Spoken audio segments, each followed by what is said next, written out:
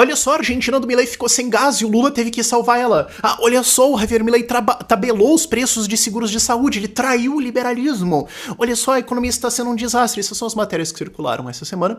E isso é a prova de que a cobertura jornalística do Milei no Brasil não é incompetente. Ela não é burra. Ela é canalha. E ela deve ser tratada como canalha até ser provado que é puramente incompetência do jornalista e ele deveria pedir demissão do trabalho dele. Vamos aos dados e vamos também olhar a realidade do que está acontecendo na Argentina para ver que, na verdade, as coisas estão melhorando.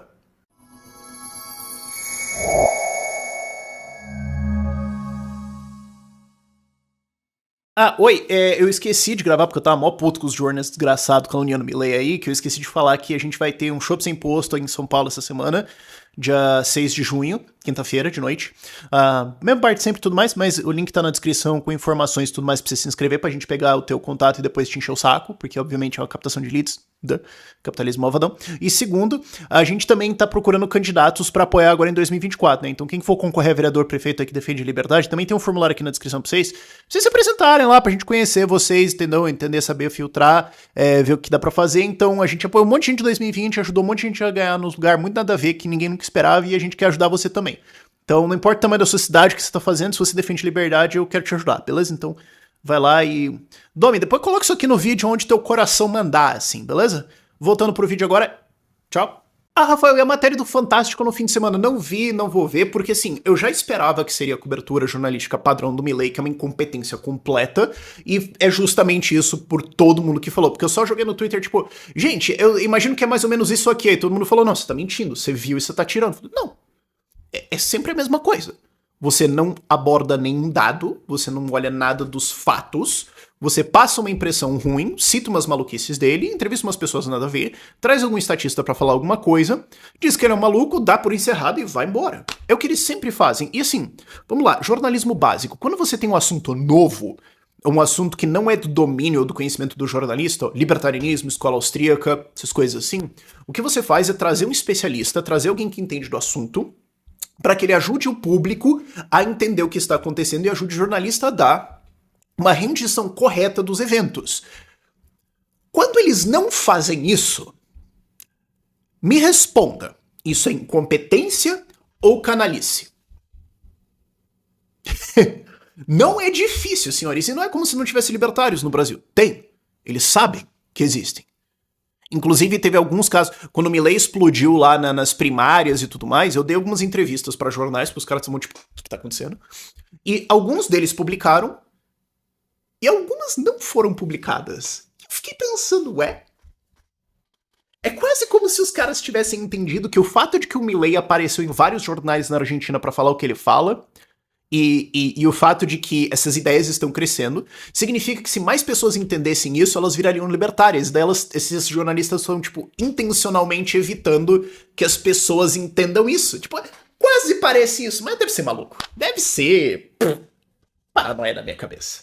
Vamos às notícias. Primeiro, essa aqui eu amei. Mas acabou o gás na Argentina e o Milei teve que pedir socorro correndo pra Petrobras do Lula. E o Lula salvou o neoliberalismo fascista, racista, xenofóbico do Milei. Qual que é a primeira pergunta que você deveria se fazer se você entende um mínimo sobre economia, sobre a manchete de faltou gás na Argentina esse ano? Será que isso acontece em outros anos? Porque pode ser que teve um colapso de produção esse ano. Ok. Mas como que o Milei teria causado isso? Não tô vendo causa e consequência. Será que é uma coisa que sempre acontece? E se você fosse procurar no Google em 20 segundos, o ChatGPT resolveria isso pra você. Não é difícil, sabe? Qual é a produção de gás natural da Argentina nos últimos 20 anos? E você descobriria que ela não subiu. A estatal de petróleo e gás na Argentina, apesar de aumento de população e de demanda, desde 2000 até 2022, cresceu a produção de gás natural em 8%. Em 22 anos. E aí tá, então assim, faltou gás. Bom, sim, porque uma estatal ao longo de 2 décadas e um país não conseguiu responder isso, e um país que aderiu ao máximo possível dentro do que o eleitorado conseguia aguentar a ideia de socialismo, interviu em tudo e afastou todos os investidores, fez com que você não tivesse produção de recursos naturais e tivesse um colapso de infraestrutura. E daí a culpa é do cara que assumiu há 6 meses. Vocês sabem que isso é insanidade. Vocês sabem que isso não faz sentido. Se você puramente procurar produção de gás e consumo de gás e importação, você perceberia que a Argentina é um importador líquido de gás desde 2009. E se você, como um jornalista, se presta ao papel de querer acompanhar a Argentina, você saberia que, por exemplo, eles estavam com problemas nos anos recentes por causa do socialismo, de falta de dólares e não conseguir pagar importações, o que levou a vários problemas. E isso está sendo consertado, você veria isso, você saberia esses dados se você acompanhasse isso e fosse intelectualmente honesto, e você saberia que isso poderia dar problemas de importações. Mas não. A manchete foi só: a Argentina de Milei ficou sem gás e Lula foi ao resgate. Por quê? Jornalistas não fizeram nenhuma busca desses dados e então deram essa história dessa forma. Tenta me convencer que é só incompetência e não canalice. A lição que vocês têm que aprender desse vídeo, e eu tô falando disso há vários vídeos que eu tô cobrindo sobre o Milei, é que quando tem uma cobertura jornalística do Milei, tratem como canalice até provado que é só incompetência. Segunda prova, a CNN. E a CNN tem um libertário lá dentro. Tem um libertário lá. Eles poderiam só perguntar pro cara, mas não. E aí você vê na matéria, Milei congelou os preços de seguros de saúde. Olha só, né? O neoliberal fascista e xenofóbico traiu completamente os ideais e começou a fazer congelamento de preços. Mas espera. Vamos fazer uma coisa que todo jornalista sabe que quase ninguém faz. Vamos abrir a matéria. E vamos olhar lá no final. Lá no final da matéria diz que tinha evidências extremamente sólidas de que existia um cartel entre as empresas de seguros de saúde, elas combinaram de subir preço pra caramba. E o governo falou: opa, calma, vamos investigar, porque vocês estão combinando preços. Por que a manchete não é Milei combate cartel? Por que o jornalista, sabendo da informação que era isso, optou por esconder isso no fundo da matéria e deu uma manchete que retrata uma coisa completamente diferente? É canalice, e deve ser tratado como canalice até ser provado que é puramente incompetência, mas eu adoraria ver esse jornalista tentando argumentar que ele de fato só é um idiota e resolveu fazer a matéria assim. Seu juiz, não é que eu, assim, intencionalmente matei 8 pessoas com uma serra elétrica, é só que eu sou burro. Imagina essa defesa. Agora vamos aos dados. Tipo essa coisa que costuma irritar narrativas, assim, os fatos.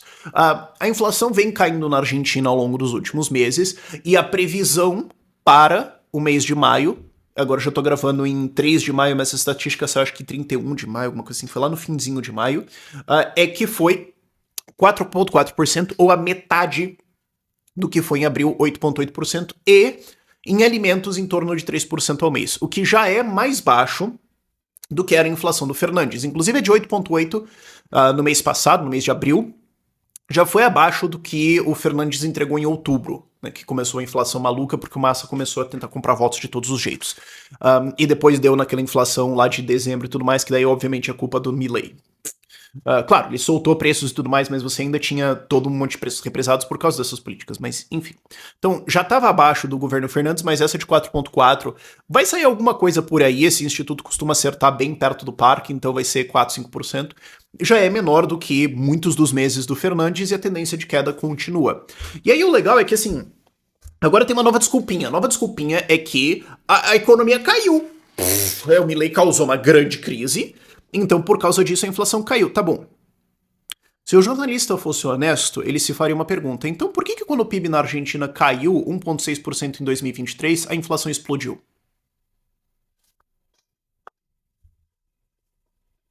Ou por que quando teve a crise da Dilma aqui no Brasil, que o PIB caiu 3,5% 2 anos seguidos, exceto que o Mano Brown parece que esqueceu disso, ele fez um tweet falando que cadê a crise? Imagina ser tão divorciado da realidade, ainda querer representar os mais pobres e falar que não teve crise em 2015, 2016. Tipo, imagina tentar seriamente defender esse ponto. Por que durante a crise da Dilma teve inflação, então? É impressionante que não sobrevive a uma pergunta. E aí a pergunta que você tem que se fazer, então por que o jornalista não trouxe alguém que fizesse essa pergunta? E aí a gente tem uns outros indicadores na economia que mostram um retorno bem interessante, porque sabe o indicador que não vai mostrar alguma coisa útil? PIB. Porque o PIB, como as pessoas começaram a entender no Brasil nos últimos anos, eu sei que vários de vocês pensam assim, nós estamos indo cada vez mais pro fundo do poço da desgraça da humanidade. Eu entendo o sentimento. Mas a maior parte das pessoas então agora entende que se você tiver uma queda no PIB, porque o gasto estatal caiu e vai cair, mas se o PIB privado subir pra caramba, é possível que esses dois números sejam iguais e o PIB fique em 0%. E você fala, tá, então a economia não fez nada esse ano, certo? Completamente errado. Só que o que você vai ver esse ano? Uma queda massiva do componente estatal do PIB, e aí você tem que ter uma reorganização econômica para a parte privada subir. Só que como você vai ter pessoas ficando desempregadas porque elas estão sendo demitidas do funcionalismo público, vai demorar um tempo até elas entrarem de volta na parte privada da economia, na parte produtiva. E várias delas não vão porque elas estão acostumadas a serem parasitas estatais e não fazer nada de útil para a sociedade há 10, 20 anos. E aí pode não ser nem canalice ou parasitismo delas, pode ser você respondeu incentivos.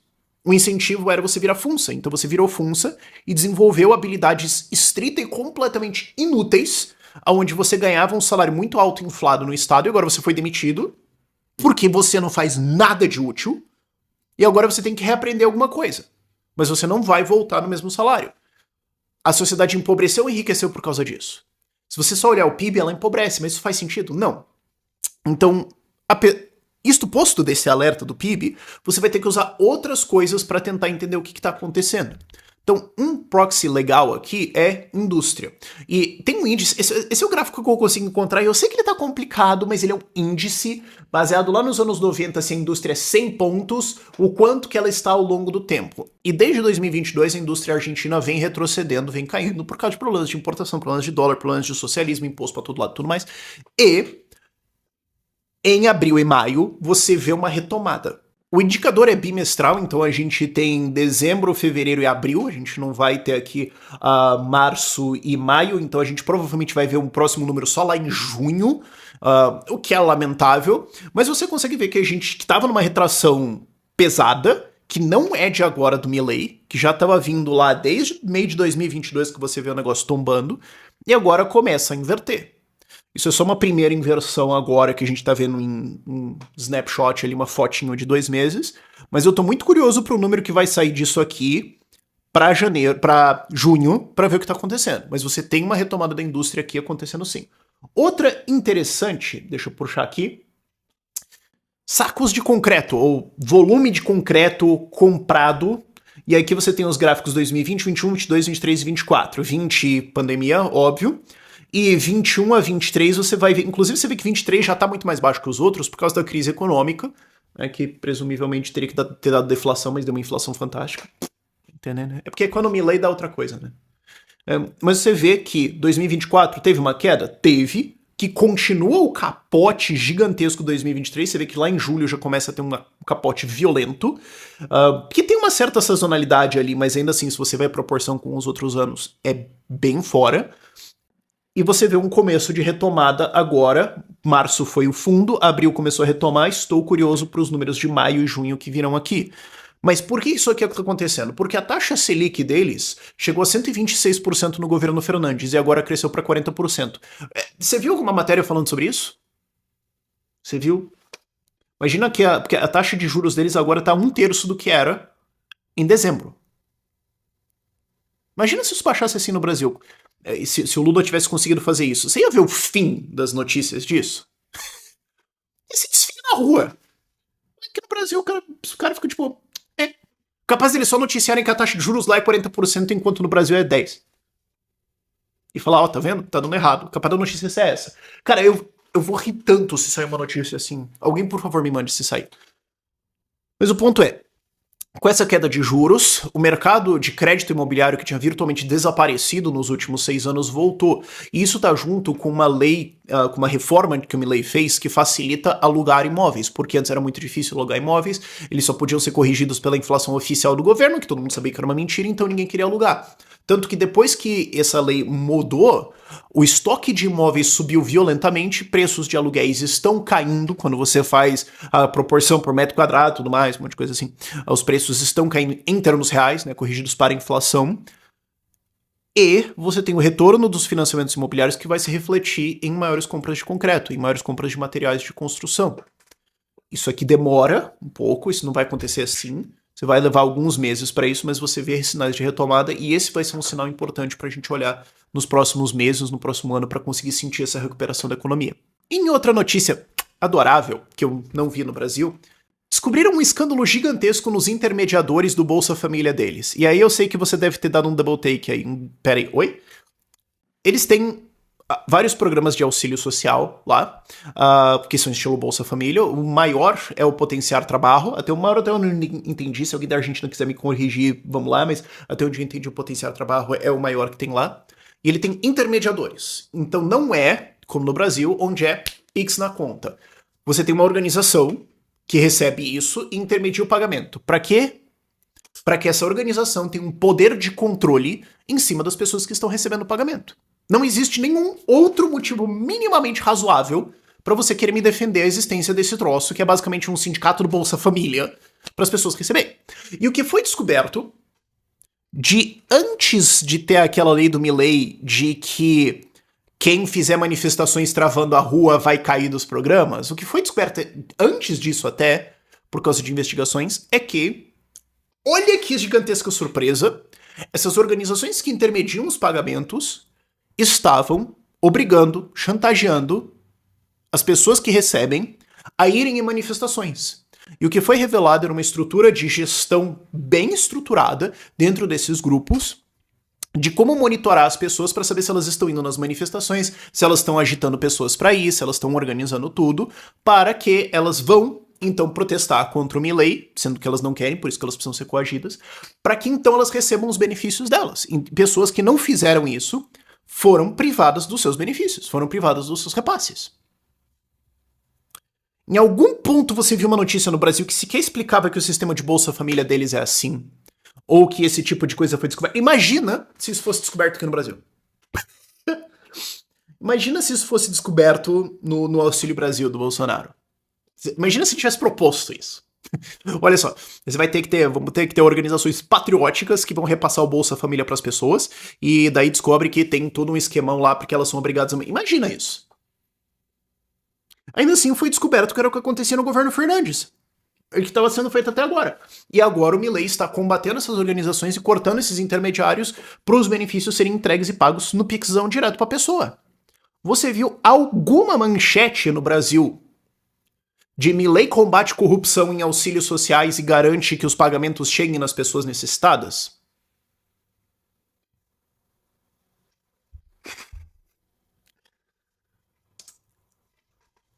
Conclusão. Presuma que as manchetes e que as notícias e que a cobertura jornalística do Milei é canalha até provado contrário. Vai olhar os originais, tá em espanhol, mas você consegue entender ali. La Nación tá fazendo uma cobertura razoável disso, eu vou ter que fazer esses vídeos aqui. Agora, aqui no Brasil vai ser uma narrativa pesada contra ele, vai ser um canalice pesada contra ele, porque, como eu falei, ele foi nos jornais lá e cresceu. E ninguém dava nada. Não dava nada. Eu tava falando desse cara há anos. Ninguém dava nada. Aí o cara foi eleito deputado, aí o cara cresceu, aí o cara foi eleito presidente. Aí agora a popularidade dele cresceu depois de todo esse ajuste. E na próxima eleição do parlamento, ao que tudo indica, ele vai levar metade do parlamento. Você entende por que a cobertura é canalha? E você entende o que vai acontecer aqui no Brasil quando ideias de liberdade chegarem nas pessoas? Por esse vídeo é isso.